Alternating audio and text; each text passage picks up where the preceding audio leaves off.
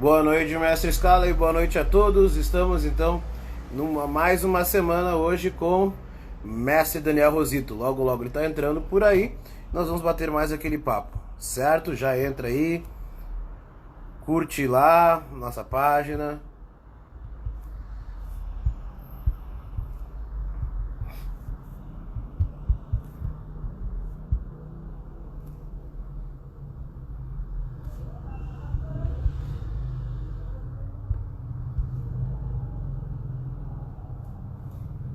Ó, ele já está online, vamos conversar então. Vou chamar ele aqui.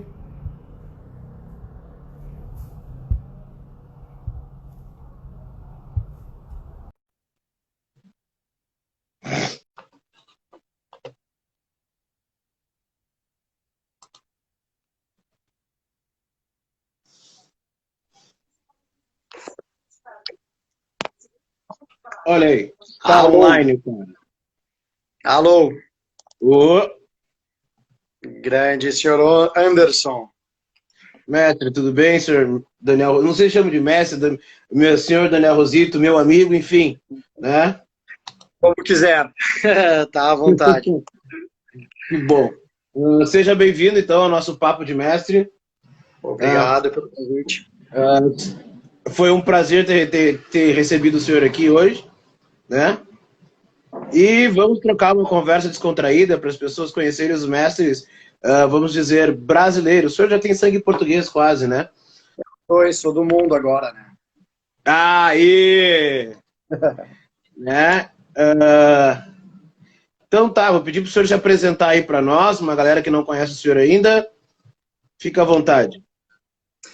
Muito bem, então eu sou Daniel Rosito, nasci em Porto Alegre em 78 e sempre fui louco por movimentos de artes marciais, por Kung Fu, Karatê, tudo que desse para mexer e ver Bruce Lee, Van Damme.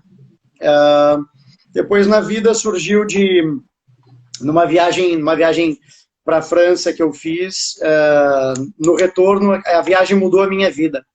Né? Na França eu vi uma forma de viver social que no Brasil eu não via e voltei com o objetivo de estudar lá, fazer a faculdade lá. E eu tinha 14 anos e aí pus muito vincada a ideia de, não, eu vou fazer aqui uma alteração na minha vida, vou sair da zona de conforto completamente. E quando cheguei da viagem, comecei a estudar francês. Ninguém entendia por que naquela altura alguém estudava francês. Meu pai ficou maluco quando eu disse que queria estudar francês. Demorou para convencer ele. E aprender uma arte marcial. E quando eu fui procurar, que estava mais perto era o Kung Fu, mas o mestre de Kung Fu dizia que eu não podia assistir a aula. Eu só podia ou me inscrevia e começava, ou então não podia me inscrever, não tinha como assistir a aula só. E eu fiquei receoso, porque o que eu queria fazer no momento era Kung Fu mesmo.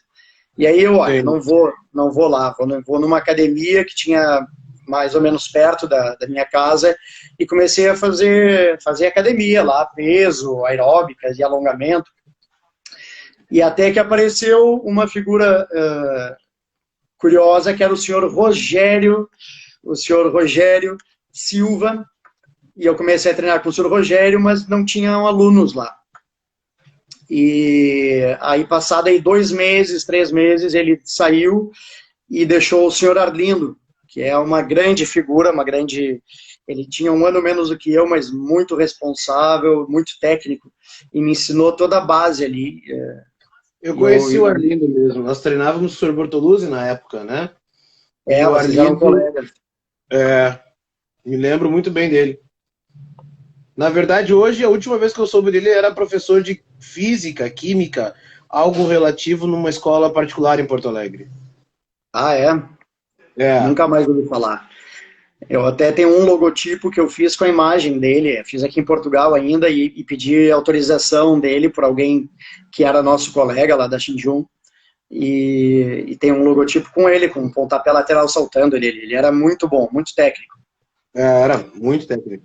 É. Aí não tinha aluno suficiente também, e ele disse, olha, aqui é difícil, é muito longe de onde eu moro, e eu tenho que vir de transportes públicos, então é complicado. Se o senhor puder passar lá para a escola do meu professor, e naquele momento eu nunca queria deixar, estava completamente envolvido com o taekwondo, e eu era assim, faixa amarela só. E aí eu fui lá no Clube Geraldo Santana, e, cara, era muito longe da minha casa. Eu vivia lá no Higienópolis, e eu tinha que pegar uns 2 ônibus lá para chegar, levava aí quase umas 2 horas, era uma coisa difícil de chegar, mas eu ia, sem problema. E caminhava, depois a parada era longe, eu tinha que ir a pé, mas, cara, em inverno, feriado, não tinha como faltar. O senhor João, eu era aquele aluno chato, que dizia, era feriado, e o cara pergunta, mas vai ter aula? Meu Deus! Eu era o aluno chato. E aí o senhor João, às vezes, dizia, se o senhor vier, eu dou aula. E a gente já chegou a estar lá, e a porta fechada, ele me dá aula no corredor. E depois, assim, foi indo dentro do taekwondo, sempre gostando muito, e surgiu a oportunidade, então, no ano que eu ia acabar aqui o colégio, surgiu a oportunidade de eu seguir o taekwondo na França, que era para onde eu tinha que ter ido. E aí ele falou com o grão-mestre Ozuna, na altura, eu conheci o grão-mestre Ozuna, o grão-mestre Ozuna foi em Porto Alegre, a gente treinou, e então me puseram num seminário no Cabo dos Soldados, correto? Eu acho que sim, aquilo foi, um seminário foi em 96, eu acho que foi o ano. Não vou dizer que eu estava lá, mas eu estava. O quê? Não vou dizer que eu estava, mas eu já estava. Mas que idade o senhor tinha? A gente tem uma diferença ainda no 94, eu tinha 96, eu tinha 8 anos. Pois é por isso. A gente... Então eu lembro do senhor, a gente treinava lá, mas a diferença de idade era bastante ainda. Sim.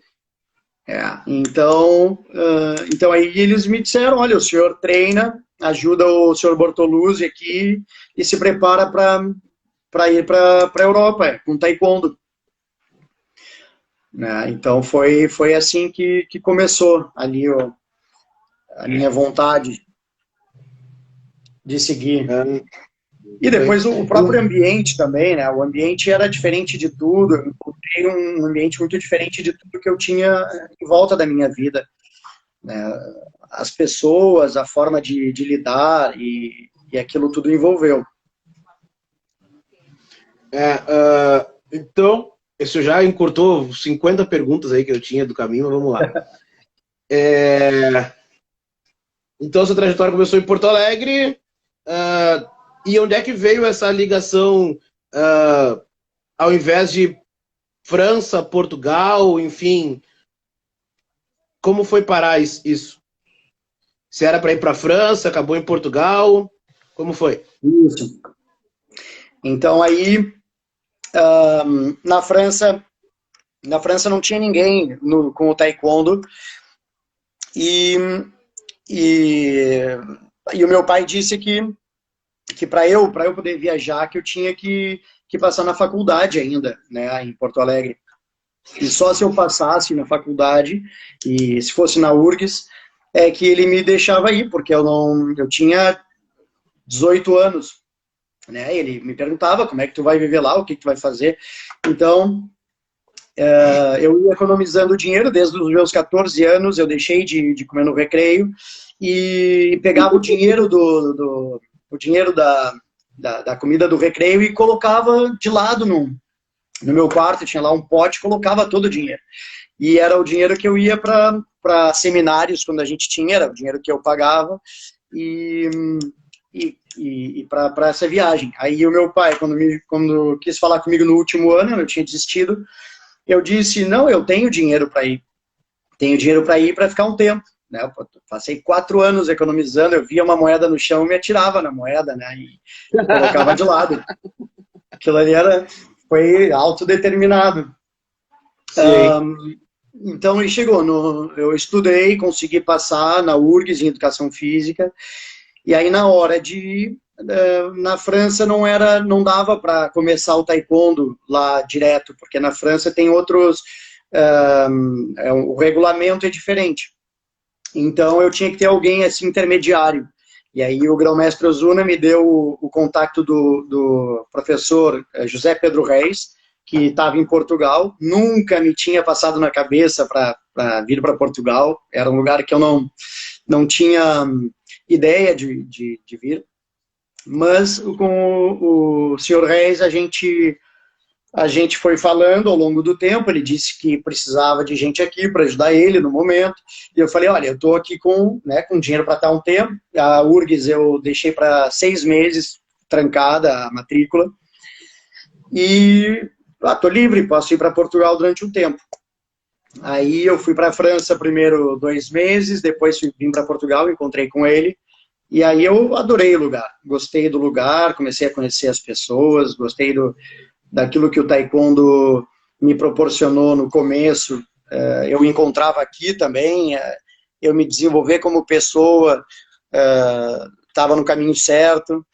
Em Porto Alegre, a minha vida toda foi muito controlada, muito certinha. Eu sabia que se ficasse em Porto Alegre, eu sabia como ia ser a minha vida. Não me desafiava muito, né? Não tinha assim grandes desafios. E então decidi, olha, eu vou fazer uma coisa diferente pela minha vida, vou me lançar para a rua e vou ver se eu sobrevivo. Eu sempre gostei muito de biologia, né, da seleção natural. Então eu vou ver se eu sobrevivo e aí é por mim, ou se eu não sobrevivo e aí é o que tinha que ser. E aí foi a minha ligação com Portugal, a partir daí. Uhum. Tá. E agora eu tava pensando, agora você tá falando, eu fiquei bem curioso. E como a cultura, a gente sabe que é bem diferente. E o brasileiro chegando para morar em Portugal, falando o português do Brasil e as suas diferenças entre, vamos dizer assim, linguísticas, né? Toda a diferença, né? Então, assim, é uma experiência super gratificante, é uma experiência que nos quebra por completo. Nos quebra por completo, é um crescimento bastante gratificante, mas doloroso também. Não só por Portugal, mas a gente vem de uma cultura muito forte, né, do Rio Grande do Sul, com uma mentalidade muito forte, muitos conceitos também no nosso social. E a primeira coisa é a gente quebrar isso, é a gente quebrar aquela zona de conforto que o que me educou, qual é a minha culturalidade, o que disso vale a pena eu manter e o que disso é só um limite para a minha evolução. Então, quando a diferença é muito grande, as pessoas fazem a gente notar de que a diferença é grande. Então, se eu falar o português com um sotaque muito gaúcho, as pessoas vão fazer eu notar que sotaque é esse, né? E às vezes nem entendem, porque o som é diferente. Então, sim, sem a pessoa notar, começa a tornar o sotaque mais neutro, em termos de sotaque, né? Fica mais neutro. A gente começa a adaptar as palavras, que no começo a gente estranha, mas a gente começa a usar, porque se não usar, as pessoas vão fazer a gente sentir que é diferente. Depois, o respeito que começa a ver da nossa parte, quando a gente começa a respeitar a cultura que a gente chega, eles também começam a respeitar a nossa forma de estar e a nossa cultura, e aí existe ali um respeito mútuo, que é parte a parte, em que a gente não tem que deixar de ser quem é, nem de onde veio, mas tem que respeitar onde está e aprender a gostar do lugar onde a gente está. E a grande lição disso é a capacidade que o povo teve de me acolher. Naquela altura, era 97, né? Hoje já é difícil, em 97 as diferenças eram maiores, não havia internet como hoje, não havia o contato como hoje. Mas eu tive pessoas muito chave, assim, que que nos momentos difíceis me proporcionaram muita coisa, desde amizades, desde local de trabalho, pessoas que me deram trabalho sabendo que eu tinha dificuldade na altura, porque eu no começo, meu pai me mandava X, né, era um valor básico para eu viver, comer, e depois o dinheiro que eu fazia trabalhando, eu ia descontando do que ele me dava e ia tirando cada vez menos dele. Mas teve uma altura em que o real deu assim, quebrou de vez, ficou valendo 3 vezes menos que o dólar, e aí eu não podia mais depender disso, né, do meu pai. Lembrando que hoje está 6 vezes menos. Hoje está 6 vezes menos, também que eu não cheguei hoje. E aí o que aconteceu, eu estava quase voltando para cá. Eu estava quase voltando para Porto Alegre, e aí o pessoal na academia em que eu cheguei, eles disseram, não, eu estava procurando trabalho na McDonald's, em cafés, para conseguir me manter aqui, que eu queria ficar aqui. E aí o pessoal no trabalho disse, não, tu começa a dar aulas, que eu fiz um curso de fitness, né, para ser instrutor de atividade física, aeróbica, alongamento, step, e aí tu dá aula aqui de manhã e nós te damos 100% daquilo que entrar até tu conseguires te manter. E depois a gente faz aqui um negócio. Então, eles foram uma família para mim, foram cruciais, porque isso não existe, né? O professor vem no teu negócio e tu diz, eu te pago 100% que entrar. E isso vale muito, isso nos ensina, nos faz crescer muito com esse tipo de impulso, né? E aí tu vai te apegando à cultura, vai gostando do lugar, cria um respeito muito grande. Show. O senhor disse ali antes que foi aluno do Arlindo, que o Arlindo era aluno eu não entendi, do Rogério Silva ou do senhor Bortoluzzi na época? O senhor Arlindo era aluno do senhor Bortoluzzi. O senhor Rogério Silva não tinha alunos na época, né? Tá. Não faz sentido. Entendi. E como é que foi a sua formação, vou dizer assim, dentro do taekwondo? Digamos que foi bem parecida com a minha, né? Aquele treinamento rígido que a gente não tinha muita escolha para fazer, e que eu digo para meus alunos que se eles treinassem ou fizessem metade do que nós fazíamos na época, hoje seriam 10 vezes melhores, talvez. Né? E eu queria saber do que o senhor, como foi a sua formação até a faixa preta. Depois tem outra pergunta lá. Vamos. Ok. Se eu for respondendo muito para frente, o senhor me corta aí, para eu não responder as perguntas que o senhor tem para frente. Não tem problema, a gente refaz a pergunta. Boa. Então, eu considero a minha formação foi... Eu não sabia o que eu estava à espera, né? E o senhor João, o senhor Bortoluzzi, mas a gente chamava ele o senhor João, era uma pessoa muito especial. Ele não era nada... Não tinha para além daquilo que a gente conhecia. Ele era direto. E a gente sabia o que contar dele. A forma dele dar aula, ele nos cobrava tudo o que a gente tinha que saber. Se a gente ficasse chateado, ou se ele quebrava a gente no meio e dizia, tu tá chateado, o problema é teu, né? Tu tem que te acostumar aqui, não tem aqui psicologia, o senhor tá errado, né? Não dá para fazer de outra forma, a forma é essa. Então, ele provavelmente deixou de ter muita gente por causa disso, mas as pessoas que ficaram com ele tiveram uma formação muito boa. A gente treinava tudo. E com uma metodologia que para mim é a base da minha metodologia, que a gente transmite matéria para o menos graduado e todos nós acabamos por nos formar instrutores dessa forma. Não tinha pessoal treinando e os instrutores, todos ajudavam a passar a matéria. Então, sem se aperceber, a gente estava se formando instrutor também. Sim. Né? Então, acho que a principal base de instrução foi essa, e foi aquilo que me foi deixando confiante de comunicar com as pessoas, porque eu sempre fui muito tímido, muito reservado, e quando eu vi que as pessoas gostavam da minha forma de fazer a fórmula e de combater, e depois, quando eu passava isso, eu conseguia transmitir, eu comecei a ficar contente comigo próprio e a gostar do processo. Então, acho que aí foi o grande início, foi desta metodologia e personalidade do nosso instrutor. Show. Eu digo para os meus alunos que a gente treinava todo o conteúdo todos os dias e não tinha choro. Era 10 chutes, cada perna, cada chute. Era todo o conteúdo todos os dias. O aquecimento era o conteúdo.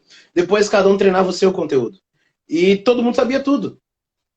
Lembrando que, eu não sei como funciona aí em Portugal, mas aqui as nossas graduações são 3 vezes, são a cada 3 meses, né? E eles têm 3 meses num conteúdo que nós treinávamos. Na verdade, eles têm 6 meses, que é decidido e recomendado, né? Ou o conteúdo que nós treinávamos em 2 meses, eles têm 6 meses para treinar. E acham difícil. E a gente tinha que treinar tudo, todos os dias, em 2 meses. E no exame cobravam simplesmente tudo. Não tinha choro, não tinha vela. Né? A informação também que tem hoje, antes o que a gente fazia? Antes, a gente, para gostar das aulas, porque a gente era um apaixonado por aquilo que a gente fazia, porque a gente não tinha armas, a gente não tinha a quantidade de informação e de estímulo como agora. Antes era fórmula, chutes, combate, os abdominais e os polichinelos do começo da aula, que era sempre, cada um contra 10 polichinelos, cada um contra 10 abdominais, isso era o aquecimento de sempre, e depois as fórmulas todas. Era isso o treino, basicamente, e a gente adorava o que fazia, mas hoje realmente a gente tem um currículo bastante maior, mais complexo nesse sentido. Né? Tá. O senhor já foi faixa preta para Portugal, correto? Correto. Já foi com faixa preta. Como foi a formação para ser instrutor? Na época eu sei que era colarinho vermelho. Talvez acho que não existiam os outros colarinhos, né? Existia só o vermelho e o preto, eu acho.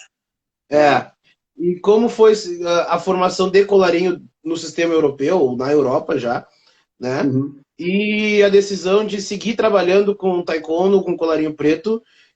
E depois eu vou fazer a pergunta que eu tenho uma curiosidade muito grande. Vai lá. Então, a minha formação de instrutor começou no meu exame para faixa preta. Eu fiz também o de instrução. E o de instrução foi assim, eu fiz o exame de faixa preta que já era puxado. Eu estava vindo de uma recuperação de uma lesão no joelho. E tinha que me preparar para o exame também para faixa preta. E aí, a seguir ao exame para faixa preta, eu ia ter o exame de instrução também, com o mestre Ozuna e outros mestres que estavam lá, e eu acho que era o mestre Plentes até, que me fez a última pergunta, foi sobre o manual. A gente tinha um manual, a gente tinha que estudar muito aquele manual, muito o manual. E eu não passei na primeira oportunidade, eu não passei e disseram, não está completo, o senhor tem até amanhã para fazer aqui o exame oral, para acertar tudo. E aí eu passei o resto do dia estudando com a ajuda de vários de vocês lá, para este exame. E aí, na segunda oportunidade, eu consegui passar e me formar instrutor para o colarinho vermelho. Depois disso eu vim para Portugal, e aí eu cheguei aqui, estava numa fase muito diferente, porque o professor Reis não estava com contato direto com a Casa Central naquele momento, então foi um choque ali de realidades muito grande, que ajudou nós todos a então impulsionarmos a cada um dos instrutores que estavam aqui. Não era profissional, nenhum era mesmo instrutor, ninguém vivia daquilo, só o professor Reis. E aí a gente começou a buscar informação e atualizar e a treinar muito, até que ao longo de tanto bater na parede, todos nós, a gente conseguiu ir na Alemanha, eu, o mestre nomeado Tanger e o mestre nomeado Loureiro, nós fomos à Alemanha ter formação, e aquela formação com o grão-mestre Malcolm Lee nos direcionou a novos contatos que trouxeram para a gente a formação de instrução nos 3 níveis, como agora é. Então, isso proporcionou que a gente se atualizasse e fizesse, então, uma formação mais completa para dividir nos 3 níveis. E A partir dali, eu comecei a ver que nós tínhamos dentro do taekwondo capacidade de formação relevante, porque no princípio, como não era profissionalizante, nós não tínhamos muitas formações, e aí eu não podia viver daquilo, porque não, taekwondo não é só dar aula, ensinar fórmula, a gente tem que ter mais conhecimento, tem que ter gente acima de nós para nos dar formação, para a gente sentir que existe um caminho mais à frente, coisas para aprender e desenvolver. E quando isso começou a aparecer, eu pensei, olha, isso aqui tá ficando interessante, eu acho que eu posso seguir por este caminho. Para viver, eu tinha que dar aulas de fitness. Eu dava aula de fitness antes, eu cheguei a ser formador de body combat aqui em Portugal. Trabalhava com a Les Mills, e assim que eu conseguia me sustentar, não era com o taekwondo. Só depois da primeira vez que eu fui ao Mundial e vi a realidade de lá e tudo que a gente pode fazer e retirar, é que eu comecei a mudar a minha vida para seguir o taekwondo. Ah, legal. Tá, e onde é que veio a criação do nome Chunjan e por que Chunjan? É Junjin. É Junjin. Essa história é bonita. Então é assim, o senhor lembra lá atrás daquele dinheiro que eu economizei dos 14 anos aos 18? Lembro. Então, isso. Então esse dinheiro, o meu pai depois, ele disse, olha, tu não precisa desse dinheiro por enquanto, tu vai guardar numa emergência e eu vou te ajudar com X, né, porque quando tu estiver lá, tu talvez precise. A gente não sabe o que vai acontecer. Então eu guardei esse dinheiro e quando eu decidi que não ia voltar para o Brasil, né, eu vim para Portugal em janeiro, vim para a França em janeiro, depois vim para Portugal e aí quando chegou agosto, eu tinha que decidir se voltava para o Brasil ou não. Eu comprei com um amigo aqui de Portugal, comprei um bilhete, uma passagem de Interrail, que é uma viagem pela Europa de trem. E aí eu comecei a usar esse dinheiro que eu tinha economizado. Ia fazer uma viagem para conhecer a Europa toda de trem.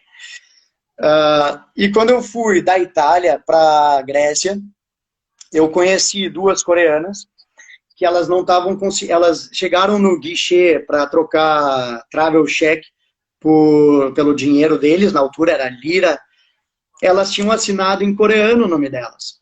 E aí o cara na Itália disse, isso está assinado, já não vale nada, porque eu não entendo o que está escrito aqui, eu não posso dizer que isso és tu, então não dá, não posso aceitar. E as duas ficaram desesperadas, aí eu disse para elas, né, no inglês super macarrônico, que eu nosso inglês do colégio não valia nada, e eu disse para elas, não tem problema, eu empresto para vocês durante a viagem, para comer, para ficar lá. E elas ficaram encantadas, a gente passou a viagem toda da Itália para a Grécia, conversando, dentro do possível, e eu disse para elas, olha, eu trabalho com taekwondo, e eu vou abrir quando eu voltar, quero abrir uma escola, e quero ter um nome meu. E aí eu dei ideias para elas, daquilo que eu queria. E elas foram me dando vários nomes, assim, uns 5 nomes interessantes. E dentro dessas ideias, o nome que eu escolhi foi o Junjin. Então elas me escreveram os caracteres todos, me disseram o que é o significado, e eu adotei aquilo como Junjin, então, que significa perseverança sem fim. Quando eu voltei da viagem, a primeira coisa que eu fui fazer foi certificar do nome. Eu fui na Embaixada da Coreia, né, para ter certeza de que aquilo era aquilo mesmo. Na Embaixada da Coreia confirmaram, sim, isso aqui é isso, pode confiar. E o dinheiro que eu mandei para elas, nós tínhamos trocado o endereço, e eu emprestei na altura 30 mil liras, eu não sei mais quanto é que é aquilo, mas era para elas se alimentarem durante a viagem da Itália para a Grécia. Né, que elas não tinham nada de dinheiro. Emprestei 30 mil liras. E passado 3 meses, isso foi uma experiência que me marcou também para sempre, eu recebo na minha casa, eu alugava um quarto, e eu recebi na minha casa um envelope com 30 mil liras dentro. E aí é incrível a honestidade, o que a honestidade é capaz de fazer. Né? E, então isso foi tudo, acho...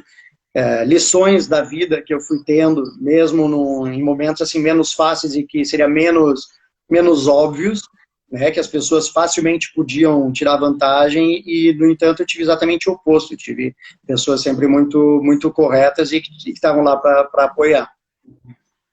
Isso é importante. Vamos ver a galera que está online aqui. Professor Rodrigo Castilho de São Paulo. Senhor Fabiano Rita de Balneário Camboriú. Senhor Master Ruiz Dias. Olha, senhor Master Dias. De Cascavel. Até a Poa, Zona Sul, o senhor Rafael Dias lá, que foi nosso colega, hoje é meu aluno e dá aula na Zona Sul lá para nós. Boa. Lembra do Rafael Dias, né? Rafael Dias, não lembro. Era um maluco magrinho que treinava conosco. E ele me pegou lá quando eu estava lá. Ele... É? Com certeza sim. Porque ele é mais antigo que eu ainda. Master Scalei esteve online também aqui conosco. Mas vamos lá. Forte abraço. Master Scalei, fera. A galera tá aí. Vou perguntar aqui. Eu chamo que o senhor Rafael Dias, quando eu estou em aula online aqui, a senhora Juliana Dias também está lá, a esposa dele. O senhor Rafael Dias, que eu brinco que ele é a voz do além, porque quando a gente está fazendo aula online, né, e eu tô com um fone no ouvido, eu falo as coisas na aula e pergunto e eu digo, cadê a voz do além para me responder? Né? O senhor lembra da dona Arlede e o senhor João? O senhor João estava lá na frente falando com a gente, a dona Arlede ficava lá atrás sentada. Aí ele ia dar uma informação, aí nós vamos lá, a que horas, mãe, nós vamos? Aí ela dizia, 5, nós vamos às 5, e depois nós vamos, a que horas a gente chega, mãe? Aí ela dizia, nós chegamos às 6, aí nós chegamos às 6. Era a voz do além também, ela que completava a informação. Senhor Lino Coelho também está aqui online conosco. É um pai, é ele e o filho, treinam, 2 máquinas, é uma grande família. Aí, o senhor Lino Coelho. Senhorita Thay Falcão Lima, seja bem-vinda. Mas vamos lá. E o que essa ida até a Europa proporcionou na sua vida? A gente sabe que a sua vida hoje é na Europa, sabe que o senhor hoje é o cidadão do mundo, né? Mas, vamos dizer assim, é o primeiro brasileiro na Europa sendo mestre. Qual a sensação?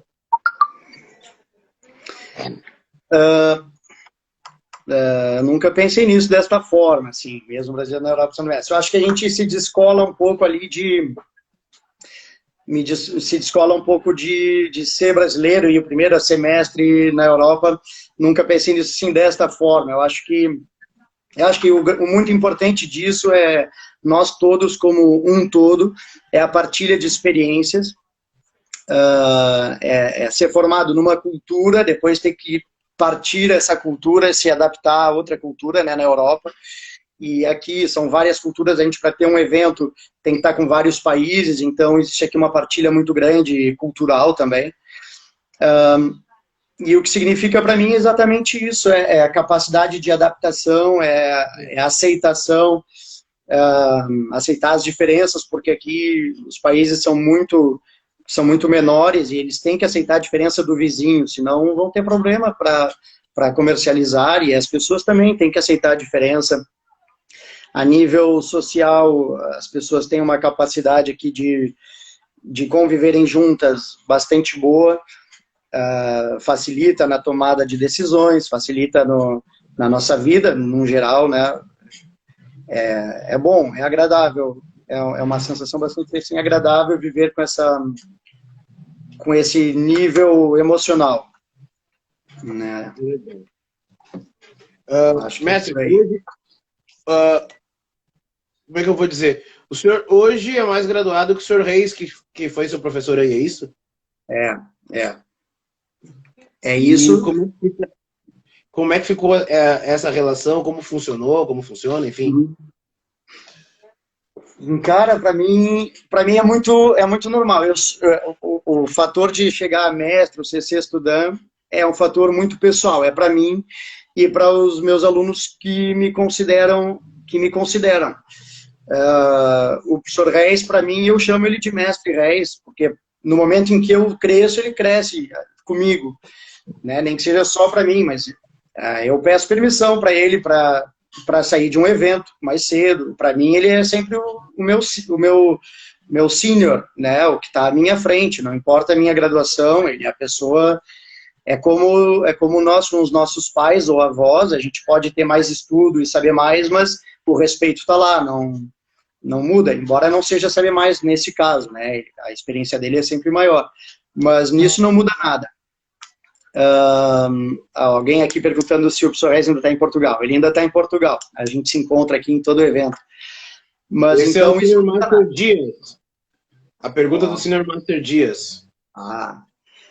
Então, isso não muda nada, não interferiu em nada. É como quando eu encontro o senhor, ou o senhor Rafael Guilhão, ou o pessoal que eu agora estou mais graduado, mas eu cheguei e vocês já estavam na frente. Então, o respeito, isso está sempre lá. Não é pela graduação que isso muda nada, não muda nada.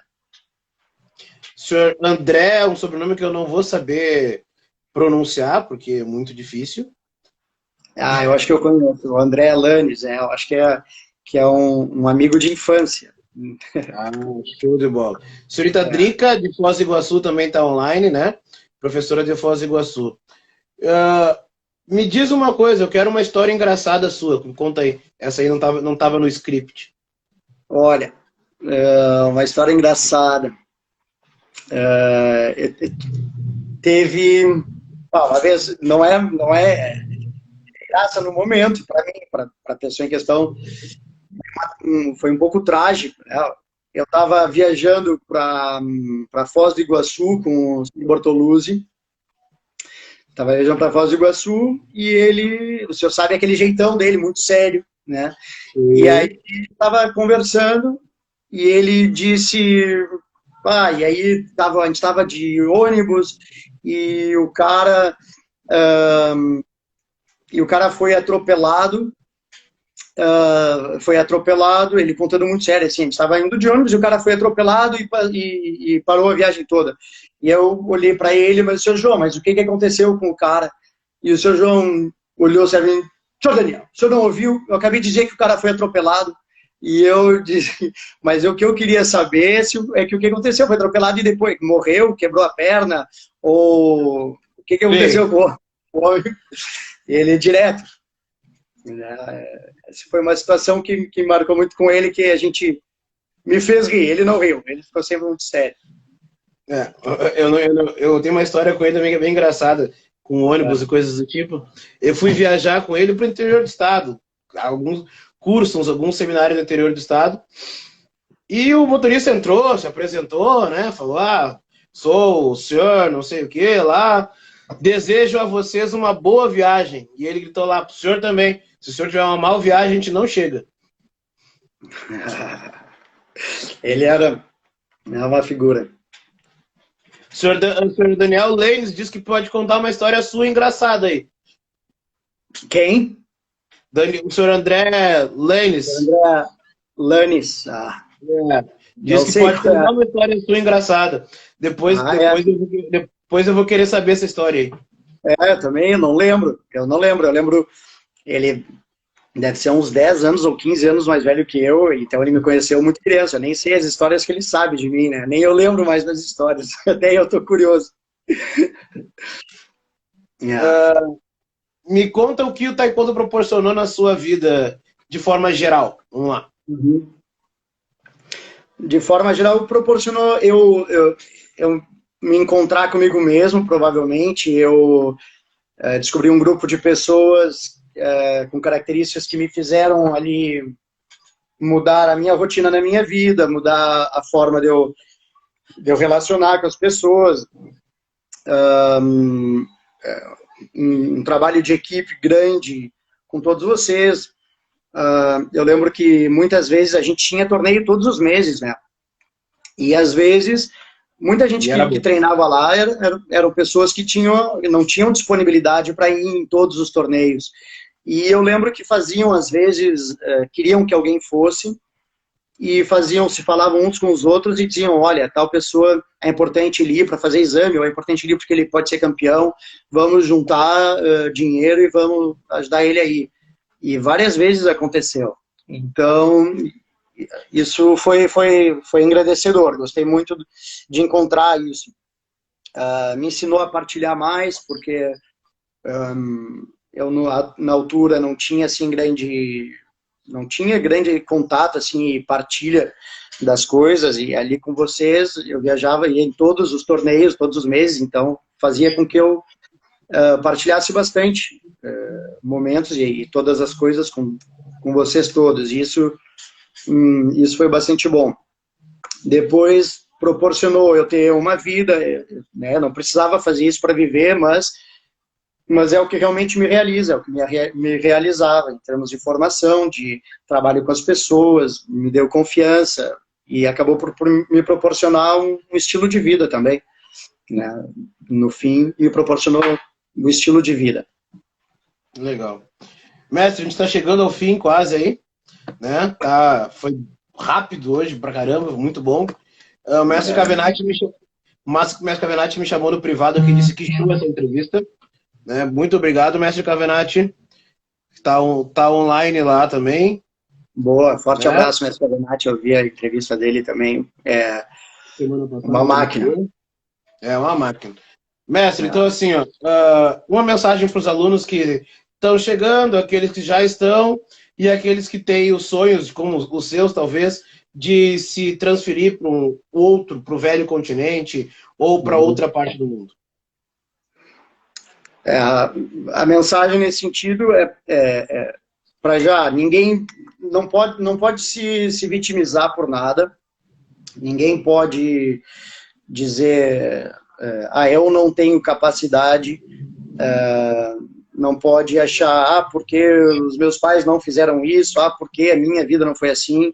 Isso não, ninguém pode chegar nesse ponto, senão não vai conseguir nada, não vai conseguir atingir nada à frente, vai ficar muito limitado. Então é acreditar na sua própria capacidade, se envolver com aquilo que gosta, se doar para aquilo que gosta, acreditar sempre na solução, se focar na solução e não se focar no problema.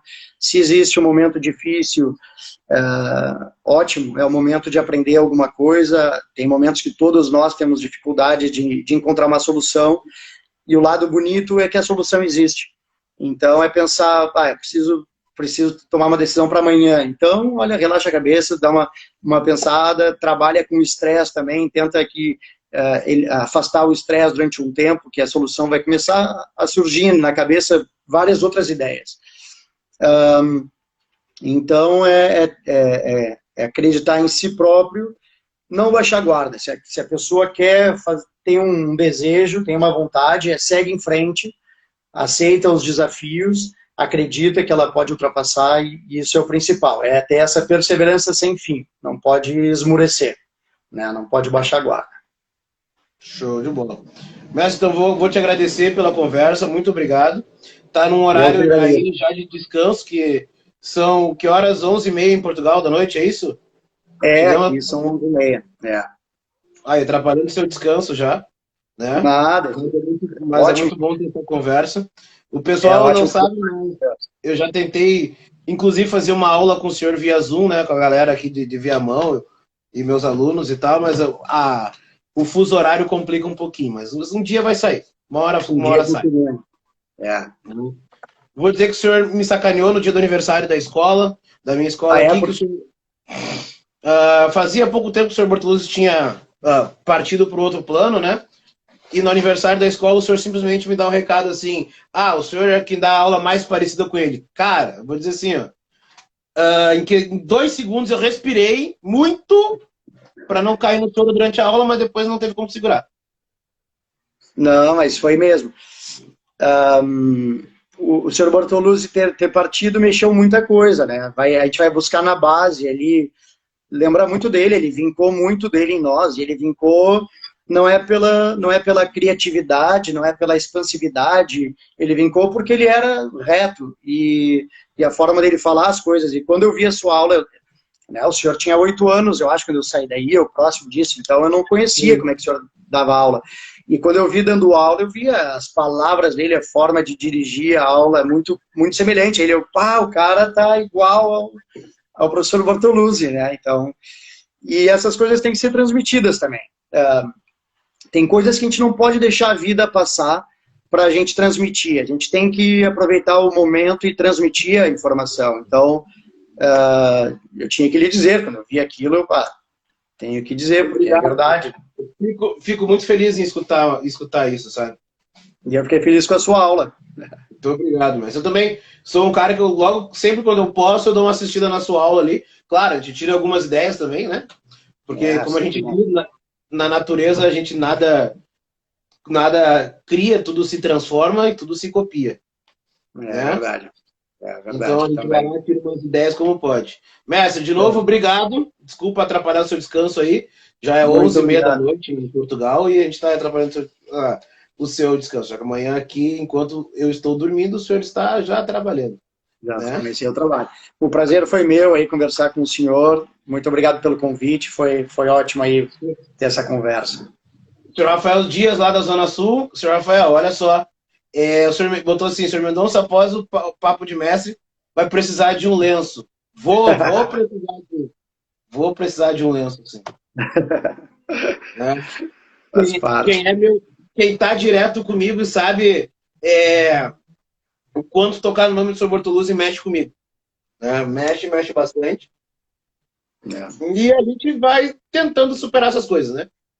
Faz parte. Hoje a gente tá ali de uma forma melhor no nosso coração. Vamos embora. É o legado, né? É o legado. E nós, o nosso retorno é ser isso, é ser exatamente o que a gente está fazendo, é o que ele nos passou. Eu acho que isso aí é uma felicidade muito grande. Conseguir ter esse retorno da nossa parte e saber que é por ele também. Ele tá lá junto com o trabalho. Se não fosse por ele, quem seríamos nós hoje? Talvez. Quando eu vejo muitas indicações de como se dá uma aula muito boa, talvez se a pessoa fosse muito diferente dele, eu não teria entrado pro taekwondo. Então, não adianta eu tentar fazer muito diferente, né? Aquelas características que me fizeram entrar, tem características que tem que se manter, se a gente se identifica com aquilo. Sim. Então tá, mestre. Obrigado. Deixar o senhor descansar aí. Tá certo? Obrigado a todos que estiveram online conosco aí. Forte abraço, até lá. Abração. Abraço, mestre.